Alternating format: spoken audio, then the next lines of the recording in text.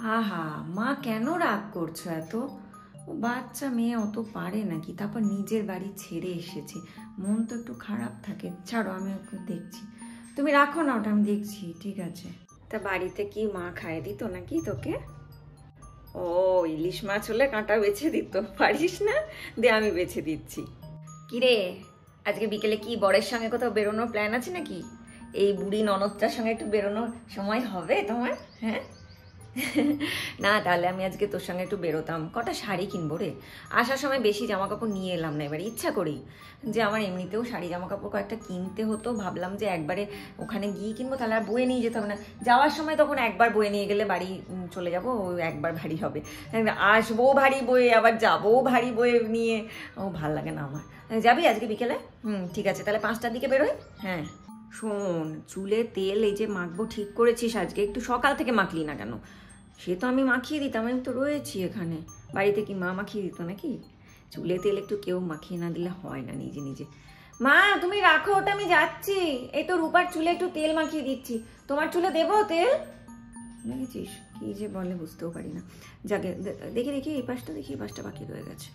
আমিও তো বাবানকে বলি, বাবান একটু আমার চুলে তেল দিয়ে দে। বাবা, ছেলে হলে ওই আর কি জ্বালা, একটা মেয়ে থাকতো দেখতিস মা মা করে সব কাজ করে দিত।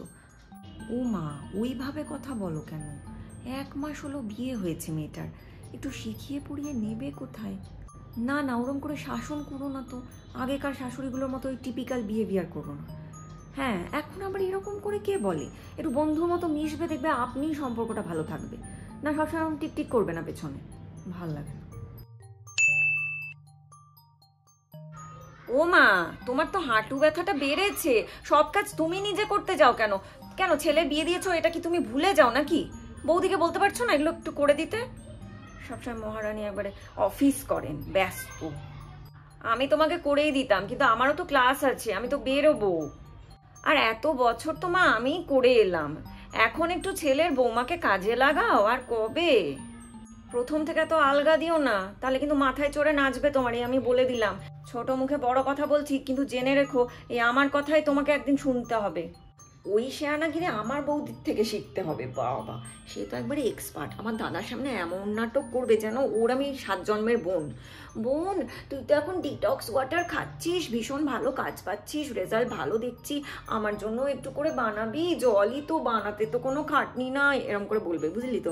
পাশে দাদা বসে আছে, জানে যে দাদার সামনে বললে আমিও না করব না, মানে একটু ভালো মানুষইও দেখানো হয়ে গেল আর কি, আমি ওকে নিজের বোন ভাবছি, এরকম একটা ভাব।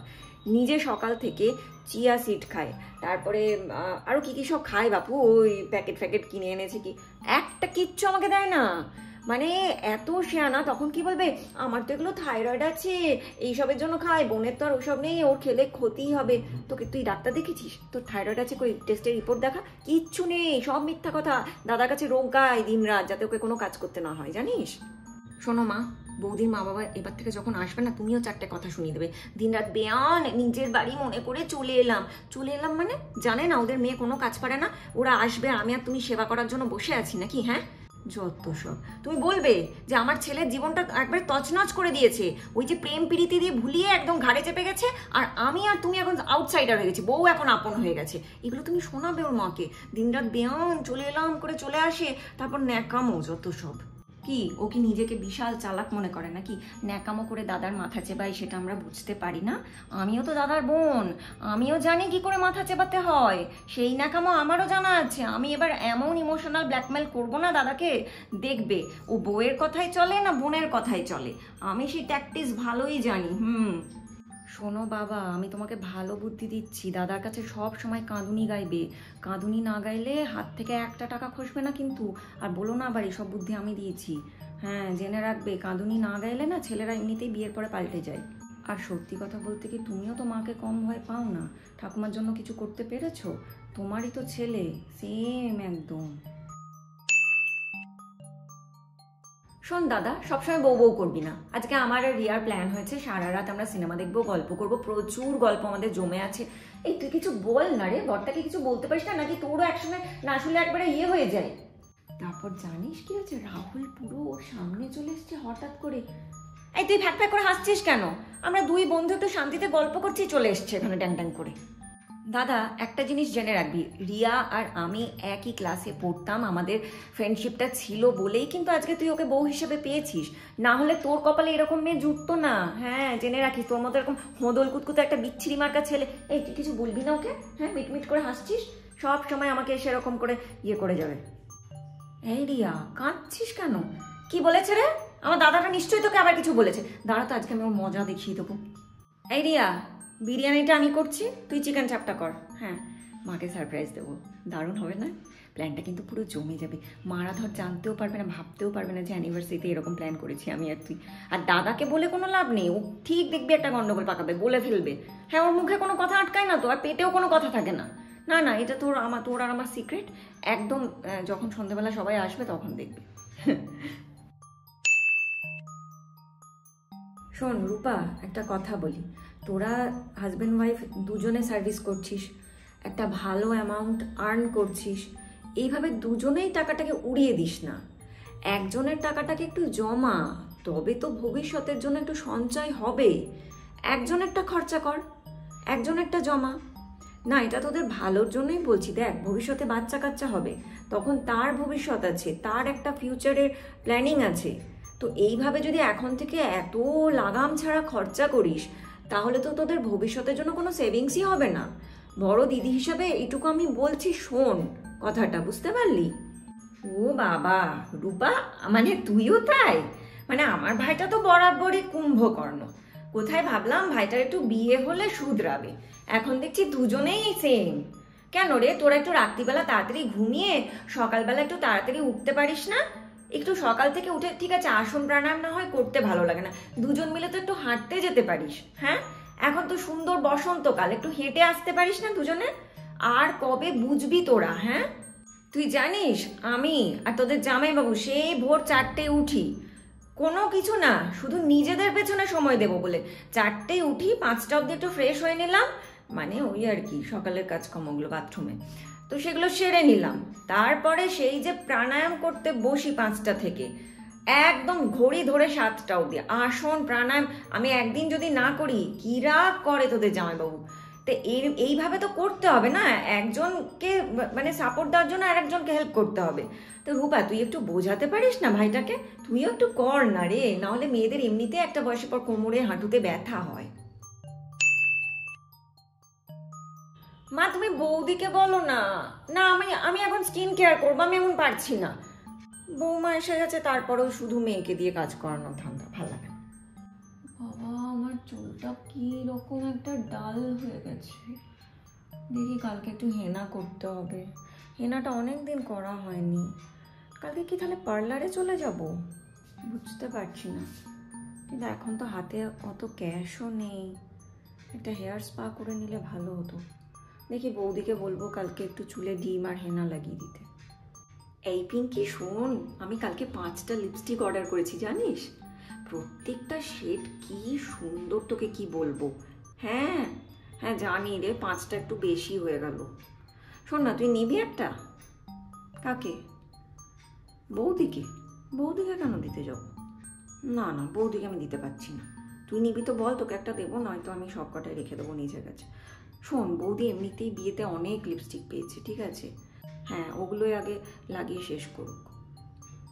আমার বিয়েতে তো আমি প্ল্যান করেই রেখেছি যে লেহেঙ্গাটা পরবো, মানে রিসেপশনে যে লেহেঙ্গাটা পরবো ওটা পিচ কালারে পরবো, আর আমার মানে বিয়ের দিনের সাজটা একদম ইউনিক করব। পুরো ব্লাউজটা হবে রেড কালারের, শাড়িটা বেনারসিটা হবে সাদা লাল পাড়, আর তার সঙ্গে ভেলটা যেটা নেব সেইটা পুরো লাল, আর এই গালেতে মানে সুন্দর করে কলকা, মানে সাবেকি যে ব্যাপারটা আর কি, পুরো ওইটাকে রাখার চেষ্টা করব। আমি বিয়ে নিয়ে এখন থেকে এত প্ল্যান করি, মনে হবে যেন আমার 1 মাস পর বিয়ে। সে চিন্তা আমার বন্ধুদের, আমার কোনো চিন্তা নেই। আমার বৌদির অনেক শাড়ি, আর বৌদির নতুন বিয়ে হয়েছে বলে সব শাড়ি নতুন। আমার বন্ধুরা বলে তো তুই কি লাকি, তোর বৌদিও এত ভালো আর তুইও শাড়ি পরতে এত ভালোবাসিস, আর বৌদি শাড়ি পরাতে পারে ভালো। বৌদি শাড়ি পরিয়ে দিয়েছিল আগের বারে প্রোগ্রামটায়, সবাই প্রশংসা করেছে জানো মা, সবাই বলেছে এত সুন্দর শাড়ি পরে, আমরা এবার টাইম নিয়ে তোর বৌদির কাছে যাব। এই বৌদি শোনো না, বলছি তুমি এখন ফ্রি আছো গো? না তাহলে আমি তোমার কাছে একটু, আমি কালকে আমার এক্সাম আছে না, তুমি পড়ে নিয়েছি সব, কেউ একটা ধরে না দিলে না পড়াটা ঠিক রিভিশন হয় না, জানো মনে হয় যেন ভুলে যাচ্ছি একটু এসো না গো এখন।